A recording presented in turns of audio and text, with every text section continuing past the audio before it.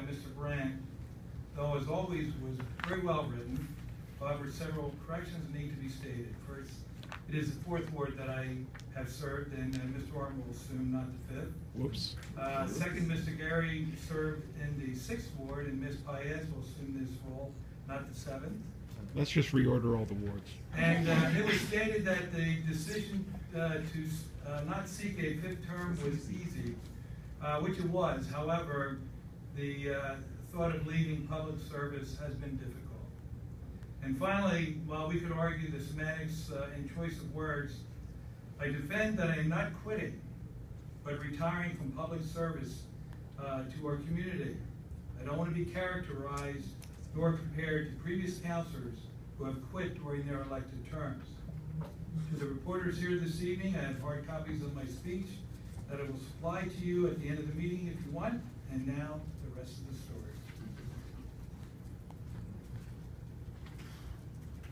Well, it's time. In taking a line from a song by Sarah Brightman and Andre Bocelli, it's time to say goodbye. This will be my last official speech as an elected official. Please hold your applause. The following speech represents about a year of time and thought. It will not be about accomplishments after my many years on council. My record as councilor stands on its own merits, good or bad, which I'm sure the critics will be busy on the blog sites condemning any and all actions that have occurred over the past many years. However, time will tell and history will show the difference that I have made as a councilor for the borough of Pottstown. For those who know me well, the following words will be at times humorous, sometimes poignant, cutting to the bone, but most of all emotional, pulling at your heartstrings, and in the end, and all thoughts and words are from me, and are from my heart and soul. Therefore, may it be resolved that I, Stephen M. Toroney, being of sound mind, or as best as to be expected after serving as a councilor for 17 years, will have these words serving as my last will and testament as councilor of the 4th ward for the borough of Pottstown.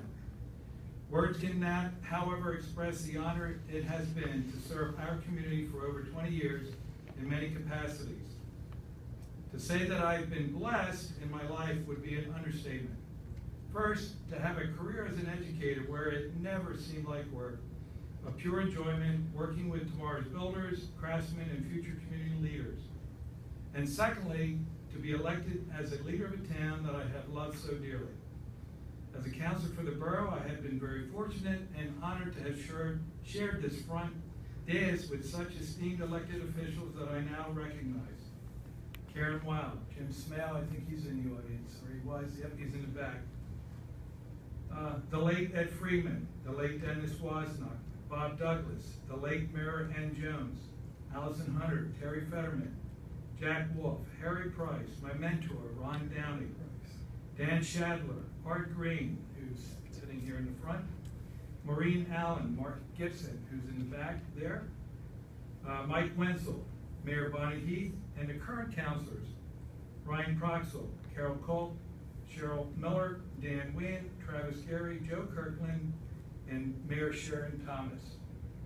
To those elected officials I have not mentioned, please cue the crickets. To the current councilors and newly elected councilors, I wish for you the wisdom of a lifetime to continue moving our town forward, and most of all, continuing the atmosphere that I have tried to create as a council president. One of respect for each and every councilor, the mayor, borough staff, and the citizens of our community. With an understanding that you will not always have agreements on business brought before council, but with the attitude of accomplishing what is the best for the needs of the many of our town, instead of just satisfying the wants of a few. To the new council president, honor, cherish, and have respect as I have for the seat that your fellow councilors have entrusted you to, and I wish the best for you.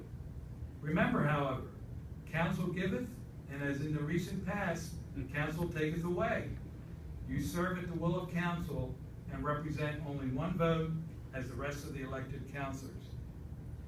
It has been my honor to have met as a councilor commissioners from Montgomery and Berks County, state reps, state senators, Governors Rendell, Corbett, and Wolf, congressmen and senators to D.C., seeing President Bush in Pottstown, and finally meeting and talking with President Clinton, all of which more than likely would not have occurred without having been elected to this position on council.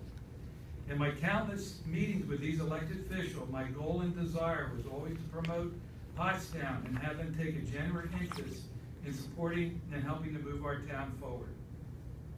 At this time, I want to express my gratitude and thanks to everyone who serves the borough in some capacity as an employee or volunteer or any board, commission, and authority, and there's a bunch that are in the audience. First and foremost, to the peacekeepers, firefighters, and all first responders of our town. I have the highest respect and admiration for the career and volunteer paths that each of you have chosen. I hope and pray for each and every one of you that at the end of each day, you are always able to return home to the arms of your loved ones. May God always have your back. To the numerous borough employees who are dedicated to the job, no matter what position you hold, it is the worker bees who many times go unnoticed by the community. To those people who plow our streets, fix our potholes, clean our storm drain inlets, repair water main breaks through the night in horrendous conditions of winter, to those who deal so graciously with a customer who has to pay a traffic fine or explain to a customer why they need a building permit, and countless other tasks that keep our town operating.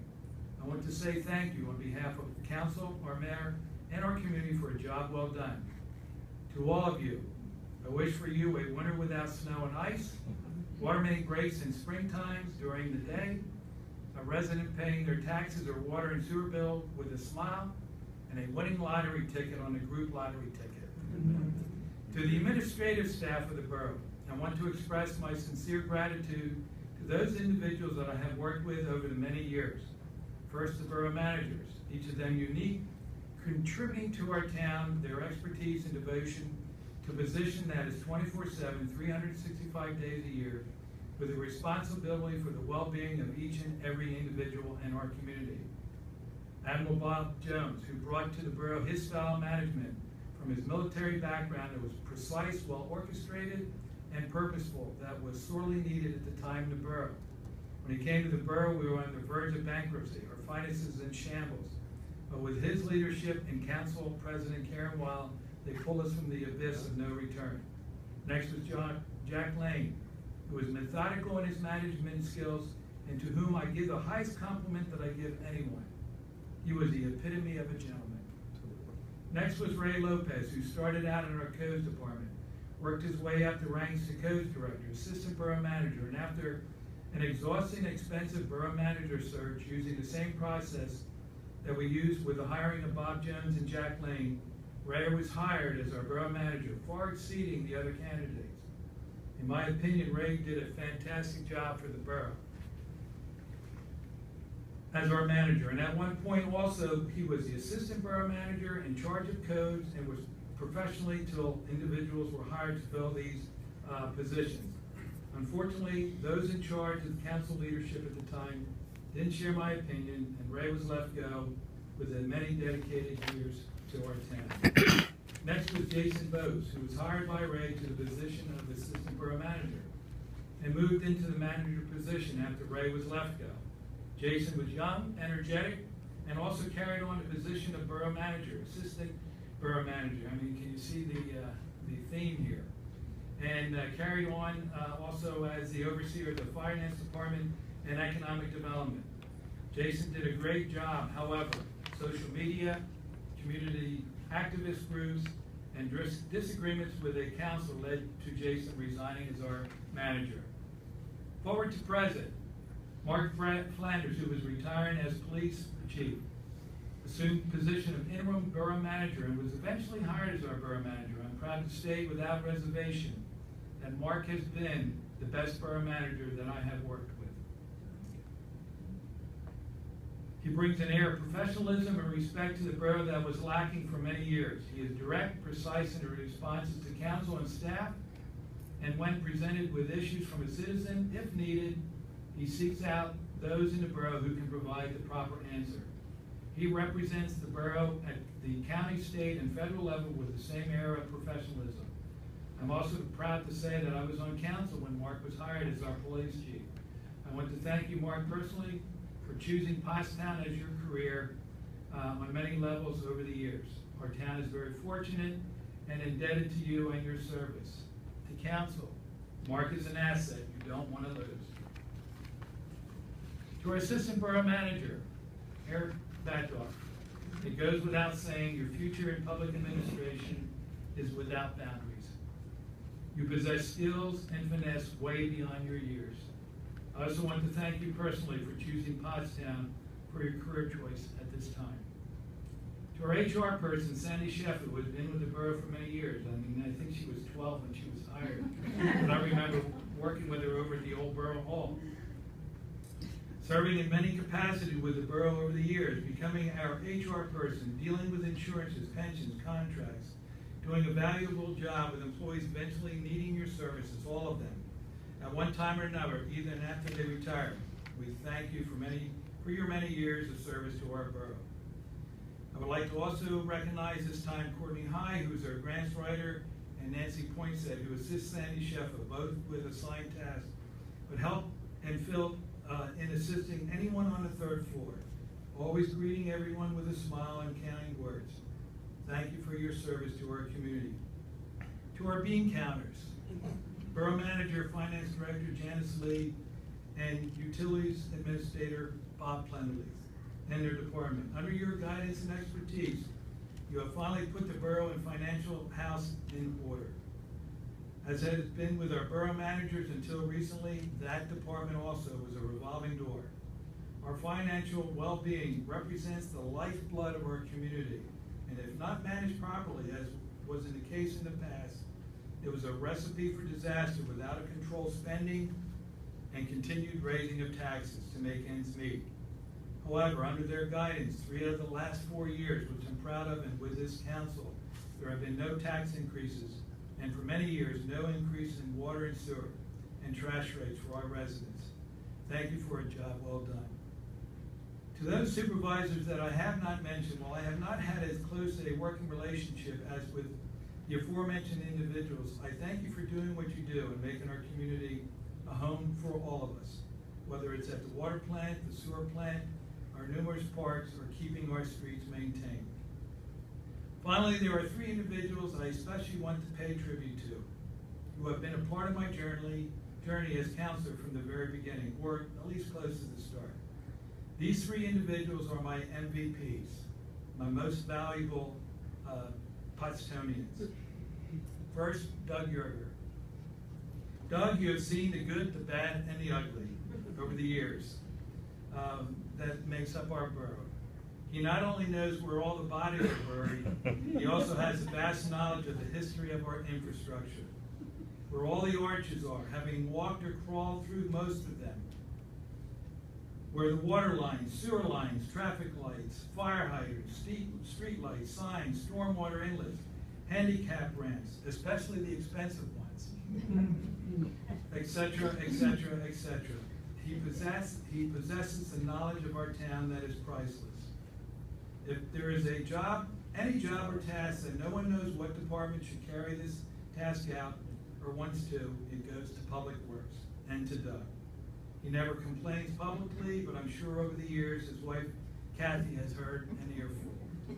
In working with Doug over the years, I've learned when questioning him about his situation, you don't do it if you're in a hurry. In fact, most of the history that I know about the borough has been learned when questioning Doug about a problem. Doug, you get my first MVP. All I ask you to remember these few things. First, when you eventually retire, learn these words: paid consultant. Secondly, always remember where sympathy is, where to find it. And finally, if you don't know that one, Doug will tell you that joke later. And finally, I wish that you and I lived long enough to see the closed loop system complete. The second MVP goes to Chuck Garner, who sits on my right here, who has been more than just our solicitor. His professionalism and advice has carried this borough through many tough times. As borough managers came and went through the revolving door, he remained a constant that staff and council could rely on for leadership.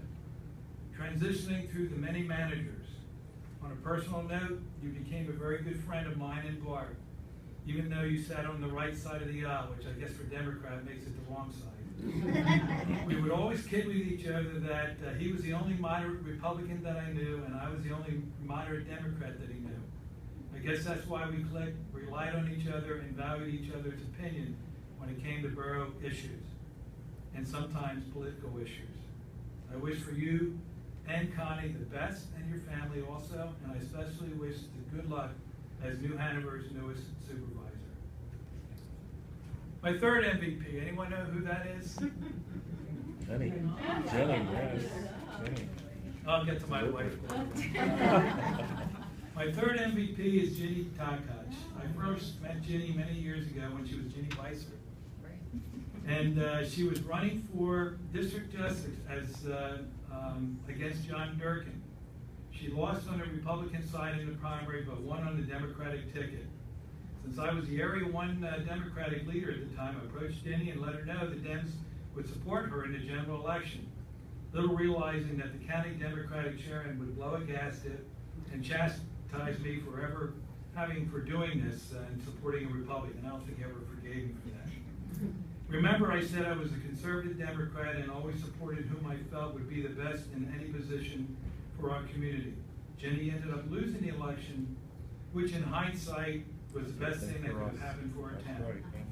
She would eventually be hired as our borough manager's executive administrator, and I'd be willing to bet, and keep in mind Las Vegas is my second home, that every borough manager who has worked with Ginny viewed her as their guardian angel, always there, supportive, expressing her opinion, but always giving 100% of her support to the manager's decision on any situation.